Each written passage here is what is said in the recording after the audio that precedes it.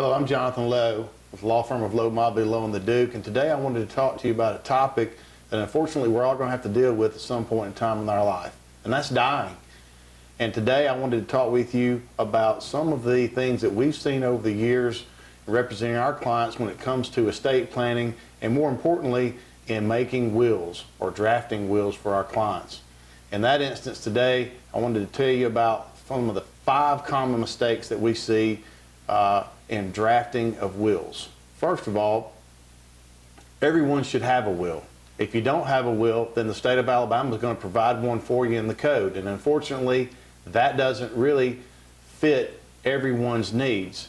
So we would recommend that periodically that you come and meet with an attorney, whoever your lawyer may be, and ask them to review your will and update it as necessary.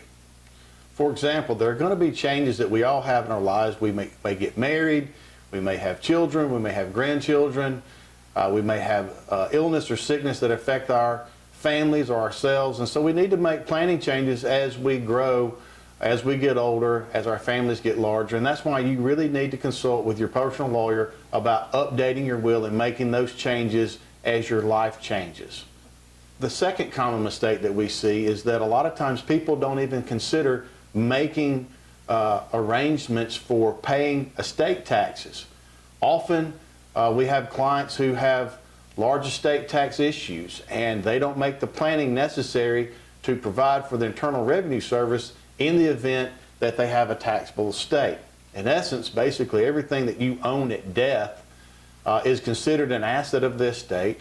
Its fair market value is determined at death, and then a calculation would be made on any tax or taxes that will be assessed for your estate, subject to any exemptions that you may have or unused exemptions you may have for your estate planning.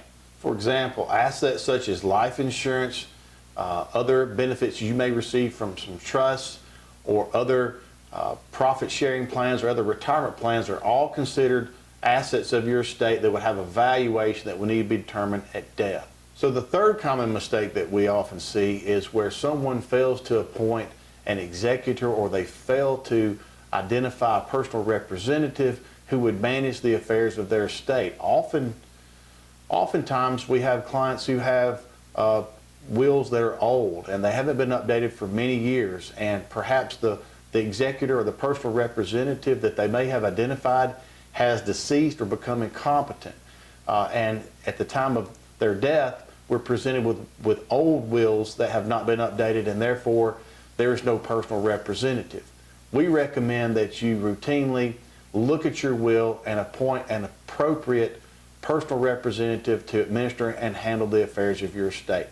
That could be a family member, a business associate, a lawyer, a close personal friend, but it needs to be someone with a degree of competency and a degree of trust to handle your affairs, because they're going to be acting as your fiduciary in handling those matters. The fourth common mistake that we see is the failure of our clients, or when we're reviewing wills for clients that have been prepared by other lawyers, is that there's no designation of an intended beneficiary. And what I mean by that is a lot of times there are specific gifts and specific beneficiaries that clients want to have awarded certain assets of their estate.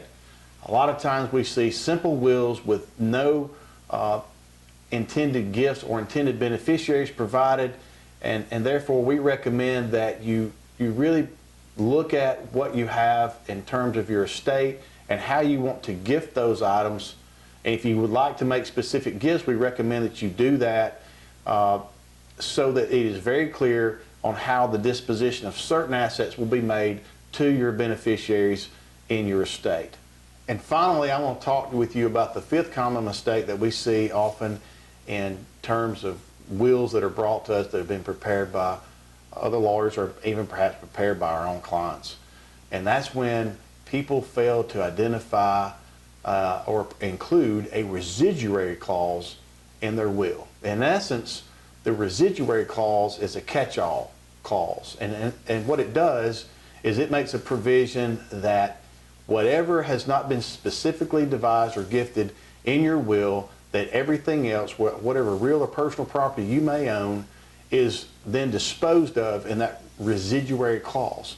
And in that residuary clause, you can identify an intended beneficiary or beneficiaries who you wish to receive anything that would be included in that catch-all bucket, if you will, of your estate. Proven, trusted, and local. That has been our mission here at Low Mobley, Low and the Duke since 1972. We've been given the opportunity to represent many of you individually, your businesses, and you've allowed us to have the pleasure to represent you in the courtrooms here across Northwest Alabama. So if you or someone you know is in need of legal representation, please call me at 205-486-5296 and we'll set up your initial free consultation.